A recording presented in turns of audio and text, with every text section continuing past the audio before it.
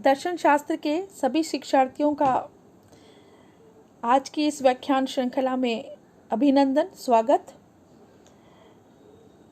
आज का हमारा प्रतिपाद्य विषय है नैतिक और नीति शून्य कर्म। इस व्याख्यान में हम नैतिक, नीति शून्य कर्म और नीति कर्म का मनोवैज्ञानिक विश्लेषण पर अध्ययन करेंगे। मानव आचरण या कर्म ही नीति शास्त्र के पाठ्य विषय हैं, परंतु सभी कर्मों का अध्ययन यहाँ नहीं होता। केवल नैतिक कर्म, मोरल एक्शन ही विषय वस्तु के अंतर्गत आते हैं। इन्हें ऐच्छिक कर्म, वॉलंटरी एक्शन भी कहते हैं। इन कर्मों के संपादन में व्यक्ति की स्वतंत्रता आवश्यक मानी गई है। इन्हीं कर्मों को उचित या अनुचित, शुभ या अशुभ कहा जा सकता है। इसके विपरीत नीति शून्य, नॉन मोरल एक्शन नैतिक गुणों से रहित रहते हैं। इन्हें उचित, अनुचित, शुभ अशुभ, पाप और पुण्य आदि नहीं कहा जा सकता। ये कर्म नैतिक निर्णय के विषय नहीं माने जाते। यानी कि उन्हीं कर्मों को नैतिक कर्म कहा जाता है, नैतिकता के अंतर्गत आते हैं, जिन क्रियाओं का नैतिक निर्णय हो सके। सत, असत, उचित, अनुचित, पाप पुण्य जिन्हें कहा जा सके, उन्हें ही नैतिक कर्म कहा जा सकता है, कहा जाता है।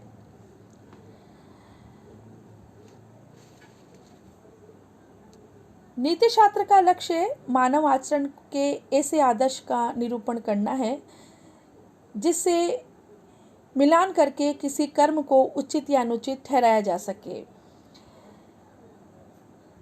हमें 3 प्रत्ययों पर विचार करना है। वे हैं नैतिक, नीति शून्य और अनैतिक। 2 प्रकार के कर्म माने गए हैं। एक ऐच्छिक कर्म है और एक अभ्यासजन्य कर्म है। अनैतिक कर्म और नैतिक कर्म 2 प्रकार के कर्म हैं। नैतिक कर्म से पहले हम नैतिक कर्म का अध्ययन करते हैं। नैतिक कर्म प्रत्यय का प्रयोग 2 अर्थों में होता है, एक संकुचित अर्थ और एक व्यापक अर्थ। संकुचित अर्थ में सत अथवा उचित को नैतिक कहते हैं और असत अथवा अनुचित को अनैतिक कहते हैं। नीति शास्त्र नैतिक प्रत्यय को इसी अर्थ में ग्रहण करता है। जिन क्रियाओं का नैतिक निर्णय हो सके, उन्हें उचित या अनुचित, पाप या पुण्य कहा जा सके, उन्हें नैतिक कर्म कहते हैं। जैसा कि यहाँ पर परिलक्षित हो रहा है। पीबी चटर्जी ने कहा है कि नैतिक कर्म का अर्थ है जो सत अथवा असत, शुभ या अशुभ हो। Doctor JN. सिन्हा के अनुसार नैतिक का अर्थ है जिसमें नैतिक गुण वर्तमान हो। नैतिक कर्मों को ऐच्छिक कर्म कहते हैं, वैसा कर्म जो चेतन रूप से इच्छा या चुनाव करके किया जाता है। इन कर्मों के संपादन में व्यक्ति का इच्छा स्वातंत्र्य, फ्रीडम ऑफ विल रहना आवश्यक है। जब कोई व्यक्ति दबाव में आकर कर्म करता है, तब उसके कर्म को ऐच्छिक कर्म नहीं कहा जा सकता। ऐसा कर्म नीति शास्त्र का विषय नहीं हो सकता। केवल ऐच्छिक कर्मों को ही नीति शास्त्र में पढ़ा जाता है, नीति शास्त्र के पाठ्य विषय में पढ़ा जाता है। नैतिक निर्णय के अंतर्गत सभी ऐच्छिक क्रियाएं आती हैं। इन सभी कर्मों का नैतिक निर्णय किया जा सकता है। अब 2 प्रकार के यहाँ पर नैतिक कर्म बताए गए हैं। एक है ऐच्छिक कर्म और दूसरा है अभ्यासजन्य कर्म। इन ऐच्छिक कर्मों के अतिरिक्त मनुष्य के अभ्यासजन्य कर्म भी नैतिक कर्म कहे जाते हैं। अब जानें कि अभ्यासजन्य कर्म क्या है। अभ्यासजन्य कर्म वे हैं जो अभ्यास द्वारा किए जाते हैं। इन्हें करने में इच्छा, संकल्प, मानसिक द्वंद्व नहीं होता। इस आधार पर इन कर्मों को नैतिक नहीं कहा जा सकता, किंतु इन्हें नैतिक माना गया है। इनका कारण यह बताया जाता है आरंभ में व्यक्ति इच्छा या संकल्प से कोई कर्म करना चाहता है। किसी एक कर्म को बार बार करने से वह कर्म बाद में अभ्यासजन्य बन जाता है। इन कर्मों के प्रारंभ में इच्छा, संकल्प और मानसिक द्वंद्व पाए जाते हैं, इसलिए इन कर्मों को भी नैतिक कर्म के अंदर रखा जाता है। यानी कि हम किसी कर्म को बार बार करते हैं तो वो हमारे अभ्यास में आ जाता है। शुरू में इसमें मानसिक द्वंद्व होता है, लेकिन बाद में ये अभ्यास में आ जाता है, तो ऐसे कर्म भी नैतिक कहे जाते हैं।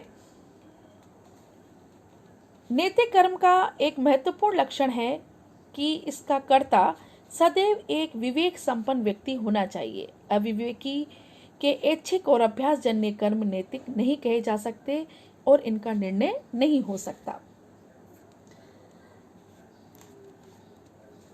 अब हम अध्ययन करते हैं कि अनैतिक कर्म क्या है, इमोरल एक्शन क्या है। साधारणतः जो कर्म नैतिक दृष्टिकोण से उचित है उसे नैतिक कहा गया है, और जो नैतिक का संकुचित अर्थ है, ये नैतिक का संकुचित अर्थ है। इस नैतिक का विपरीत शब्द है अनैतिक। जो कर्म नैतिक दृष्टिकोण से बुरा या अनुचित होता है उसे अनैतिक कर्म, इमोरल एक्शंस कहते हैं। नैतिक दृष्टि से जो कर्म निंदनीय है वे अनैतिक कहलाते हैं, जैसे असत्य भाषण, चोरी करना, धोखा देना, गाली देना, ये सभी अनैतिक कर्म हैं। इन पर कोई नैतिक निर्णय संभव नहीं है। नीति शून्य कर्म। नीति शून्य कर्म, नॉन मोरल एक्शंस। नीति शून्य कर्म वे हैं जो नैतिक गुणों जैसे शुभ और अशुभ, सत्य असत्य, उचित और अनुचित, पाप और पुण्य से रहित हैं। इन कर्मों पर नैतिक निर्णय नहीं किया जाता। पीबी चटर्जी के अनुसार नीति शून्य का अर्थ है नैतिक गुणों से रहित कर्म जो नैतिक निर्णय का विषय नहीं है। नीति शून्य कर्मों के विषय में नैतिक औचित्य या अनुचित्य का प्रश्न नहीं उठता। संक्षेप में अनिच्छे कर्मों को ही नीति शून्य कर्म कह सकते हैं या कहते हैं। नीति शून्य कर्म बहुत से हैं, बहुत सारे प्रकार हैं। कुछ मुख्य प्रकार हैं, जैसे निर्जीव पदार्थों के कर्म नीति शून्य कर्म में आते हैं, जैसे पर्वत, गर्मी इत्यादि क्रियाओं पर नैतिक निर्णय नहीं किया जा सकता क्योंकि इनमें इच्छा शक्ति का अभाव होता है, इसलिए इन्हें नीति शून्य कर्म कहा गया है। पौधों या पशुओं के कर्म, इनमें आत्मचेतना या बुद्धि का अभाव होता है। इस प्रकार किसी वृक्ष से गिर जाने से किसी मकान के ध्वस्त हो जाना भी नीति शून्य कर्म है, क्योंकि इन पर कोई नैतिक निर्णय नहीं किया जा सकता। अबोध बालकों के कर्म, ये भी नीति शून्य कर्म में आते हैं, क्योंकि इसमें कर्म प्रेरणा, अभिप्राय, संकल्प इत्यादि से ये रहित होते हैं, इसलिए ये कर्म नीति शून्य कर्म में आते हैं। पागलों या विक्षिप्तों के कर्म, इन कर्मों के पीछे मानसिक संतुलन का अभाव, बुद्धि या ज्ञान का अभाव रहता है, इसलिए ये कर्म शुभ अशुभ, उचित अनुचित का भेद नहीं समझा जाता इनमें, इसलिए ये कर्म नीति शून्य माने गए हैं। मनुष्य की प्रतिपक्ष क्रियाएं, ये भी रिफ्लेक्स एक्शंस हैं, ये भी नीति शून्य कर्म में आते हैं। प्रतिपक्ष क्रियाएं वे हैं जिन्हें व्यक्ति बिना सोचे समझे सहज रूप से करता है, जैसे छींकना, जम्हाई लेना, आँखों की पलकें गिराना, खांसना इत्यादि क्रियाएं हैं। इन क्रियाओं के संपादन में व्यक्ति को संकल्प करने की आवश्यकता नहीं पड़ती। ये क्रियाएं स्वयं सहज रूप से होती हैं। इन क्रियाओं को नैतिक निर्णय के बाहर रखा गया है। अगला नीति शून्य कर्म है अनियमित क्रियाएं, रैंडम एक्शंस। ये क्रियाएं आकस्मिक होती है, एक्सीडेंटल क्रियाएं हैं। इन्हें करने के लिए व्यक्ति को न तो संकल्प लेना पड़ता है और न कोई परिश्रम। ये कर्म व्यक्ति द्वारा यूं ही आकस्मिक रूप से होते हैं, जैसे हाथ से कांच का छूट कर गिरना। इसके लिए कर्ता को दोषी नहीं ठहराया जाता। कुछ सहज क्रियाएं हैं, ये क्रियाएं भी नीति शून्य कर्म कहलाती हैं। इन पर नैतिक निर्णय नहीं किया जा सकता। फिर है दबाव या बाध्यता से वशीभूत होकर जो कर्म होते हैं, ये भी नीति शून्य कर्म है। जैसे किसी को देखकर, डर कर कोई अनुचित कार्य कर लेना, स्वेच्छा से नहीं होता बल्कि डर से कोई काम कर लेते हैं। इस प्रकार के कर्मों में इच्छा, संकल्प, अभिप्राय का कोई स्थान नहीं होता, इसलिए ये एक्शंस भी नॉन मोरल एक्शंस नीति शून्य कर्मों के अंतर्गत आते हैं। अब जो ये नैतिक कर्म है, इनका मनोवैज्ञानिक विश्लेषण करना भी आवश्यक है कि इन सब कर्मों के पीछे क्या मनोविज्ञान काम करता है। नैतिक कर्म को ऐच्छिक कर्म कहा गया है। जैसा कि हमने अभी बताया है, दोनों को समानार्थक माना गया है। ऐच्छिक कर्म वे कर्म हैं जिन्हें व्यक्ति जानबूझकर किसी लक्ष्य की प्राप्ति के लिए करता है। ऐच्छिक कर्म की 3 अवस्थाएं होती हैं। एक है मानसिक अवस्था, मानसिक स्थिति, मेंटल स्टेज। दूसरी है शारीरिक स्थिति, ऑर्गेनिक स्टेज। और तीसरी है बाहरी परिणाम की अवस्था, पूर्णावस्था, स्टेज ऑफ कॉम्प्लीशन। मतलब अब हम इन पर संक्षेप में विचार करते हैं। सबसे पहले है मानसिक स्थिति। प्रत्येक ऐच्छिक क्रिया के मूल में एक मानसिक स्थिति होती है। मानसिक स्थिति के अंतर्गत कई बातें आती हैं। इनमें से कुछ बातों पर विचार करना यहाँ पर आवश्यक है। पहला है कि कर्म की प्रेरणा। सबसे पहले कर्म की प्रेरणा होती है, उसके बाद ही कोई कर्म क्रियान्वित होता है।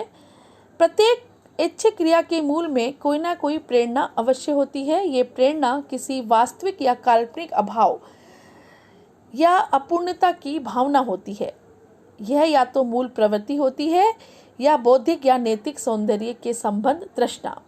किसी अभाव या कमी की भावना कृष्णप्रद होती है। इसी कमी की आवश्यकता की भावना से प्रेरित होकर व्यक्ति ऐच्छिक कर्म करता है। फिर होता है लक्ष्य या प्रयोजन।